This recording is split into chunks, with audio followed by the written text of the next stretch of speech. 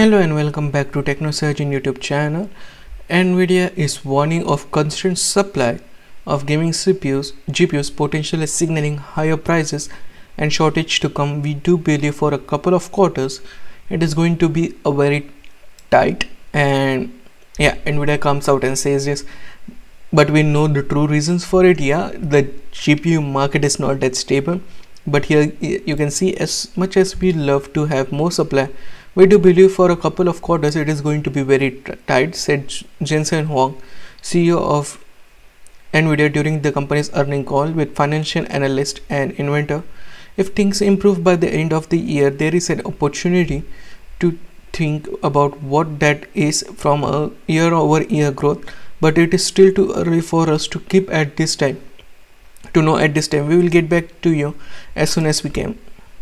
And we know the memory constraints are very high because of AI, but we know the true reasons why NVIDIA is saying that from bringing back their RTX 5070 and everything else what NVIDIA is doing at this point of time.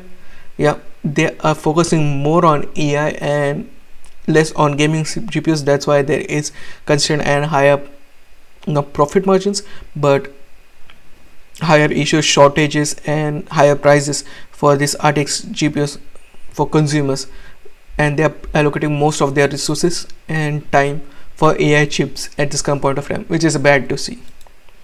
NVIDIA unlaunches its of GeForce RTX 5959 driver after reports of fan and clock issues. So what happened was, Intel, AMD and NVIDIA launched their latest drivers because of Resident Evil Requiem, which came out last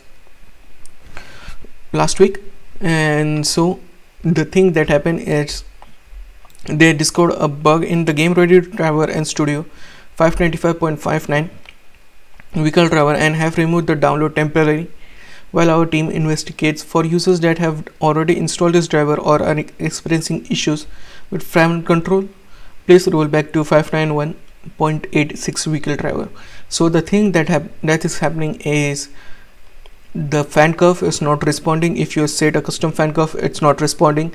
The fans are sometimes not getting turned on, and this might be bad for the GPU die because it can die because of suffocation, because it generates more heat, and since the fans are not spinning or turning on, it won't be able to cool that chip perfectly, which can cause the chip to burn out, which is a bad thing. And how the bug was not noticed for a long time, don't know, but and also along with it, as you can see, the game ready driver was released, but it had an issue, so that's why they had temporarily paused it, and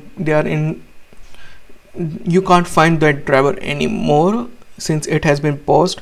But at the same time, if you had installed it, they says just roll back it, which you should do it if you have already installed the driver.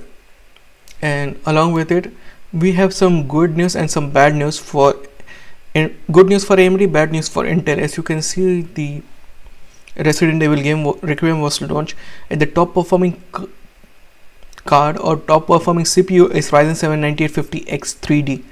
It's not even X322, it's a normal X3D, and 9950X3D is second close.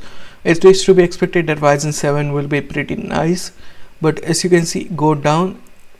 Intel's Core i9 14th generation is here at, if you can see in average frames, it is, if we take the i9 4900K at 100%, the Ryzen 7 9850X3D is 49% faster.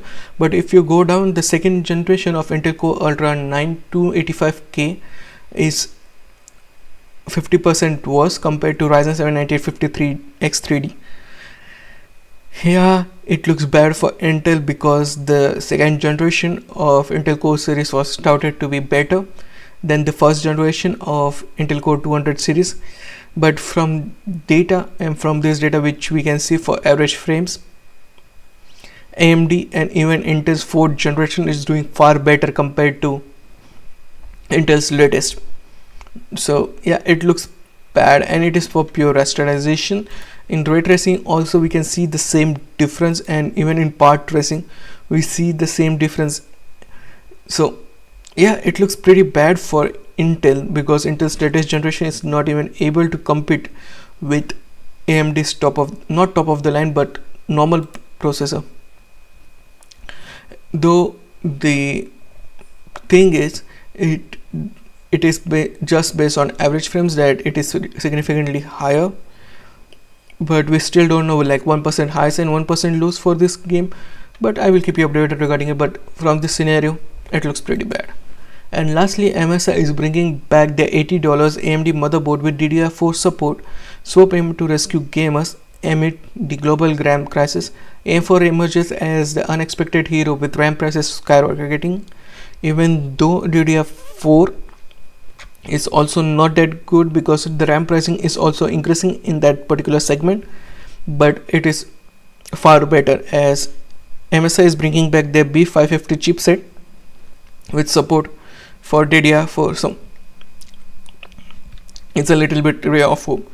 But yeah, that's it for me today. What do you think about the news? Sound of your thoughts in the comment section down below, and I'll meet you in the next one. Peace out.